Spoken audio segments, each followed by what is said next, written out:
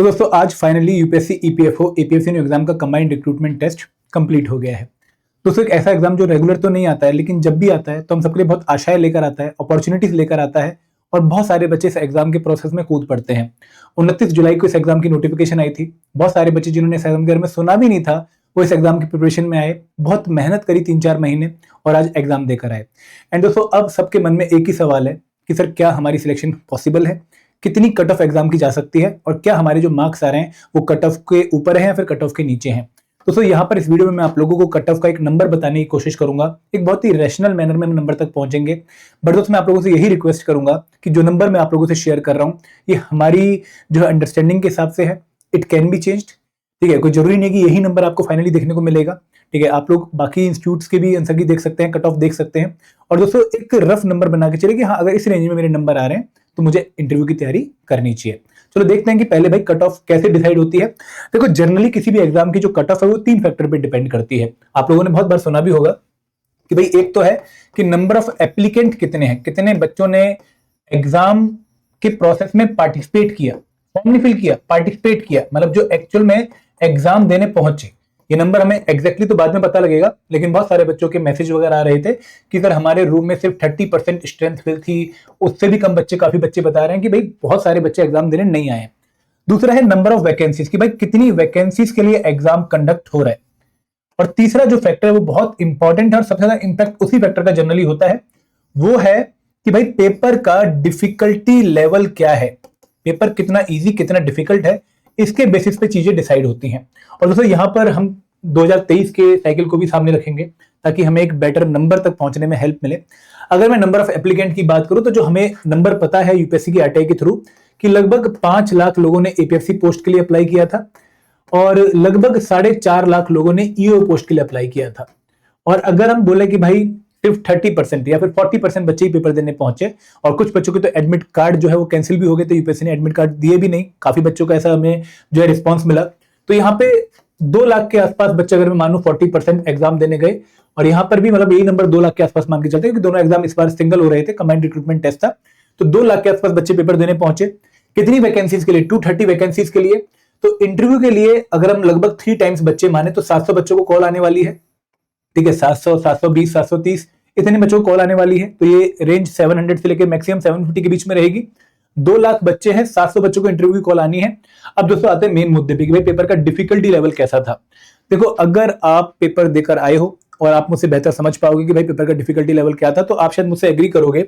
मेरे लिए ऑफिस में बैठकर ये बोलना बहुत आसान है, जब तक आप खुद एस्पिरेंट नहीं होता आप एक अच्छा जो है व्यू पॉइंट नहीं दे पाते हैं। बट जो मेरी बात काफी बच्चों से हुई है कि भाई पेपर में 2-3 पॉइंट बहुत इंपॉर्टेंट है। पहली बात कि भाई पेपर वॉज लेंथी, ठीक है। ये बहुत इंपॉर्टेंट फैक्टर है जिसको हम नेग्लेक्ट नहीं कर सकते। पेपर लेंथी था, ठीक है। क्वांट हो गया, इंग्लिश हो गया, पिछली बार इंग्लिश काफी जो है स्ट्रेट फॉरवर्ड था, इस बार बहुत टाइम कंज्यूमिंग था, ठीक है। देन जीएस के क्वेश्चंस काफी बड़े बड़े थे, ठीक है। आईआर एंड लिबरल लॉ के थोड़े से ठीक थे, बट अगेन कंप्यूटर हो गया, साइंस हो गया, दे वर ट्रिकी क्वेश्चंस। इजी पेपर नहीं था, लेंथी पेपर था। और अगर मैं डिफिकल्टी लेवल की वैसे बात करूं तो मॉडरेट टू टफ की रेंज में पेपर आएगा, ठीक है। हल्का सा टफ ही पेपर था। और अगर मैं इसको कंपेयर करूं 2023 से, तो sir 2023 was tough because of the reason कि भाई 2021 से काफी चेंज आ गया था, तो वहां पे बच्चों को सच में पेपर टफ लगा था। हम भी वो पेपर देने गए थे, हमें भी वो पेपर टफ लगा था। लेकिन 2025 का पेपर है प्रिडिक्टेबल लाइन पे था, ठीक है। ऐसा हमें पता था कि भाई इंग्लिश के 20 क्वेश्चन आएंगे, क्वांट के 15 क्वेश्चन आएंगे, अकाउंट्स के नंबर ऑफ क्वेश्चन बढ़ेंगे, न्यूमेरिकल भी आ सकता है, आयरन लिबर लॉ में टेक्निकल क्वेश्चन भी आ सकता है, केस स्टडी टाइप का क्वेश्चन भी पूछ सकते हैं। तो काफी चीजें प्रिडिक्टेबल लाइन पे थी। तो मैं 2023 के बराबर ही इसको बोलूंगा, ठीक है। उससे इजी या टफ नहीं बोलूंगा। आप लोग जब धीरे धीरे इस पेपर को 2-3 दिन बाद देखेंगे आपको लगेगा कि हाँ यार कुछ और कर सकते थे, अच्छा कर सकते थे। बट 2023 के कंपैरिजन में it was almost of the same difficulty level of 2023। Why I am saying this? क्योंकि भाई यहां पर चीजें पता थी कि ऐसी हो सकती हैं। 2023 में वो पता भी नहीं थी कि ऐसे होंगी, तो वहां पे बच्चों को काफी तगड़ा शौक लगा था और इसीलिए ईओ एग्जाम की जो कट ऑफ थी वो काफी लो गई थी, क्योंकि पहला पेपर सुबह का 9:30 से 11:30 बजे ईओ का ही पेपर था। तो यहाँ पे हमने 3 फैक्टर डिस्कस कर लिए।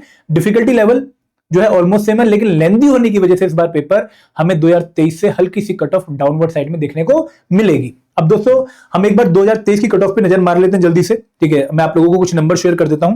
देखो जो मुझे याद है मैं पहले वो बताऊंगा आपको, फिर मैं आप लोगों को जो है बाकी कैटेगरी से बताऊंगा। एपीएफसी एग्जाम में जो जर्नल कैटेगरी कट ऑफ गई थी वो गई थी 178.33। ये नंबर आप लोगों को याद होगा पक्का। हमने कई बार इसको डिस्कस किया है। ओबीसी की भी सेम कट ऑफ गई थी, ठीक है। और ईओ जो हमारी ईडब्ल्यूएस कैटेगरी थी उसकी कट ऑफ 176 के आसपास थी, 176.68। शेड्यूल कास्ट शेड्यूल ट्राइब की जो कट ऑफ थी, शेड्यूल ट्राइब की थी 151.68 और शेड्यूल ट्राइब की कास्ट की थी 156 के आसपास, ठीक है। और पर्सन विद बेंचमार्क डिसेबिलिटी में 130, 147 और 104 कट ऑफ थी। तो ये कट ऑफ हमारी एपीएफसी की थी। अगर मैं ईओ की बात करूं, वो भी मैं नंबर आपके साथ एक बार शेयर कर देता हूं, ठीक है। ईओ में अगर मैं कट ऑफ की बात करूं दोस्तों, तो ईओ की जो जनरल कैटेगरी कट ऑफ थी वो तो मैंने आपको बता दी थी कि भाई ओबीसी एंड जनरल की सेम कट ऑफ थी 138.33। और एससी एसटी की जो कट ऑफ थी, ठीक है, एससी की कट ऑफ 123.33, एसटी की कट ऑफ 120 एग्जैक्टली, और ईडब्ल्यूएस की कट ऑफ 134.18 और पर्सन विद बेंचमार्क डिसेबिलिटी की 102, 80, 1115 और 93, ठीक है। ये हमारी पिछली बार की कट ऑफ है। अब दोस्तों यहां पे मुझे एक नंबर बोलना है। देखो मुझे ये आपको बताना है कि इस बार जो पेपर है वो कहीं ना कहीं एपीएफसी एग्जाम के पैटर्न के हिसाब से हुआ है लास्ट टाइम के। ईओ का रेफरेंस हम यहाँ पर नहीं लेंगे, ठीक है। क्यों नहीं लेंगे? क्योंकि सिलेबस जो इस बार के पेपर का था वो एपीएफसी वाला था। आपको इंडियन कल्चर के क्वेश्चन देखने को मिले, आपको जो है एंशिएंट हिस्ट्री के क्वेश्चन देखने को मिले, आप लोगों को जो है यहाँ पर ऑडिटिंग के क्वेश्चन देखने को मिले, इंश्योरेंस के क्वेश्चन देखने को मिले, जो कि हमारे ईओ एग्जाम में नहीं आते हैं। तो हम इस पेपर को रेफरेंस मान के चलेंगे। तो इस पेपर में जो कट ऑफ गई थी वो गई थी 178.33, नंबर ऑफ वैकेंसीज थी 156, ठीक है। और नंबर ऑफ जो पेपर बच्चे देने गए थे वो आपके लगभग 3,60,000 थे। एपीएफसी में 156 पोस्ट पे 3,60,000 लोगों ने कंप्लीट किया। इस बार 230 वैकेंसी हम मान के चल रहे हैं और 2 लाख के आसपास बच्चे मान रहे हैं। अब पेपर का जो डिफिकल्टी लेवल है ऑलमोस्ट सेम है। तो यहां पे मैं इस बेसिस पे बोलना चाहूंगा आप लोगों को। तो एक पॉइंट और जो है मैं आप लोगों को बताना चाहूंगा कि कितने नंबर ऑफ क्वेश्चन पर कंपोनेंट ऐसे थे जो कि आप लोग कर सकते थे। देखो ये भी एक बहुत इंपॉर्टेंट पॉइंट है, जिसके बाद हम एग्जैक्ट नंबर बताते हैं आप लोगों को। अगर मैं कंपोनेंट वाइज बात करूं कि किस कंपोनेंट में आप कितने क्वेश्चन कर सकते थे, तो पॉलिटी कंपोनेंट जो था, Indian governance and constitution of India, यहां पे मेरे हिसाब से आप 7 क्वेश्चन आउट ऑफ 12 कर सकते थे। मैं बहुत रैशनल बात करूंगा, काफी बच्चों से बात करने के बाद आपको ये नंबर बता रहा हूं। अगर मैं अकाउंट्स, ऑडिटिंग एंड इंश्योरेंस की बात करूं, ठीक है, अकाउंट्स में आपके 10 क्वेश्चन थे, आप 6 क्वेश्चन कर सकते थे। अगर मैं बात करूं इंश्योरेंस में तो 2 में से आप 1 क्वेश्चन इजीली कर सकते थे। और अगर मैं ऑडिटिंग की बात करूं तो वहां पे 2 क्वेश्चन आउट ऑफ 3 आप कर सकते थे। अगर हम बात करें आईआर एंड लेबर लॉ की, तो आईआर एंड लेबर लॉ क्योंकि पिछली बार से and social security act also, ठीक है, टोटल 14 क्वेश्चन थे, 15 क्वेश्चन। तो यहां पे मेरे हिसाब से आप 10 क्वेश्चन 15 क्वेश्चन में से कर सकते थे अगर आपने पढ़े हुए थे। अगर मैं हिस्ट्री की बात करूं, history was very very tough, ठीक है, बहुत टफ था हिस्ट्री, नो डाउट। इसमें जो मैं नंबर बोल रहा हूं थोड़ा सा अपर साइड पे बोल रहा हूं कि 5 क्वेश्चन आपको फिर भी कर लेने चाहिए, क्योंकि होम रूलिंग मूवमेंट वाला जो क्वेश्चन था, डेक्कन रिवोल्ट वाला जो क्वेश्चन था, वो डुएबल था, ठीक है। अगर मैं कंप्यूटर की बात करूं तो कंप्यूटर में मेरे हिसाब से किसी बच्चे के 3 क्वेश्चन सॉल्व हो जाने चाहिए आउट ऑफ 5, ठीक है, 2 क्वेश्चन टफ थे। अगर मैं क्वांट की बात करूं दोस्तों, तो क्वांट में मुझे ऐसा लगता है कि पेपर लेंथी था, क्वेश्चन ट्रिकी भी थे। तो 10 क्वेश्चन आप अगर कर सकते थे तो बहुत बढ़िया आप जो है नंबर पे थे, 10 क्वेश्चन। अगर मैं साइंस की बात करूं तो साइंस में आप लोगों से टोटल 10 क्वेश्चन पूछे गए हैं, जीपीएस वाला क्वेश्चन भी है। तो मुझे ऐसा लगता है कि आप एबेकस की फुल फॉर्म बता सकते थे, लेकिन उसके बाद जो जैमिंग वाला क्वेश्चन था या फिर जो जीपीएस वाला क्वेश्चन था वो टफ था। तो 5 question maximum out of 10 possible थे बच्चे के लिए जिसने साइंस अच्छे से पढ़ी हुई थी। और एक कंपोनेंट हमारा कोई बचा है इंग्लिश। इंग्लिश बहुत इंपॉर्टेंट कंपोनेंट है। इंग्लिश से इस बार 20 क्वेश्चन पूछेंगे, लेकिन पेपर लेंथी भी था और इंग्लिश स्ट्रेट फॉरवर्ड नहीं, थोड़ा पैटर्न के नंबर ऑफ टॉपिक्स में भी हमें चेंज देखने को मिला है, ठीक है, डिफरेंट टॉपिक से क्वेश्चन आए हैं। तो 13 क्वेश्चन इंग्लिश में 20 में से डुएबल थे, ऐसा जो है हमें लगता है। ये हमारी एक इंटरनल एनालिसिस है। तो हिस्ट्री, पॉलिटी, साइंस, इकोनॉमी, ठीक है, इकोनॉमी में दोस्तों 2 क्वेश्चन पूछे गए हैं और मुझे ऐसा लगता है कि 1 क्वेश्चन तो आपको पक्का जो है कर लेना चाहिए था, उसमें से 2 में से 1 तो पॉसिबल था। अगर आप काउंट करें तो 7 और 9, 9 और 7 16 हो गए, 26, 26 और 5 31, 31 और 3 34, 34 और 10 44 और 49, 62 और 63 क्वेश्चन ये हो गए। आई होप आपने मैंने कोई कंपोनेंट ना मिस किया हो। तो दोस्तों 63 क्वेश्चन तो डुएबल थे। मतलब आप शायद मुझसे एग्री करेंगे, भले ही मैं थोड़ा हायर साइड पे कर रहा हूँ, लेकिन मैं बहुत सारे बच्चों से बात करने के बाद आपको ये नंबर बता रहा हूँ। तो हमने बहुत सारी चीजें यहाँ पर जो है कैलकुलेट कर ली। तो इस बेसिस पे मुझे ऐसा लगता है कि भाई इस बार कट ऑफ पिछली बार से थोड़ी सी कम जाने के चांसेस हैं। और अगर किसी बच्चे का स्कोर इस रेंज में आ रहा है, ठीक है, मैं थोड़ी थोड़ा ज्यादा नंबर लिख गया। अगर किसी बच्चे का स्कोर इस रेंज में आ रहा है 158 से लेकर 173 मार्क्स की रेंज में, ठीक है, मैं बेसिकली आपको 165 प्लस माइनस 7, ठीक है, 165 प्लस माइनस 7 ये रेंज में आपको कह रहा हूं कि अगर किसी बच्चे का स्कोर इस रेंज में है तो आप लोगों को पक्का इस बार के इंटरव्यू एग्जाम की तैयारी स्टार्ट करनी चाहिए। दोस्तों ये अगेन मैं ये नहीं बोलूंगा कि फाइनल नंबर है, ठीक है, it is subjective to change.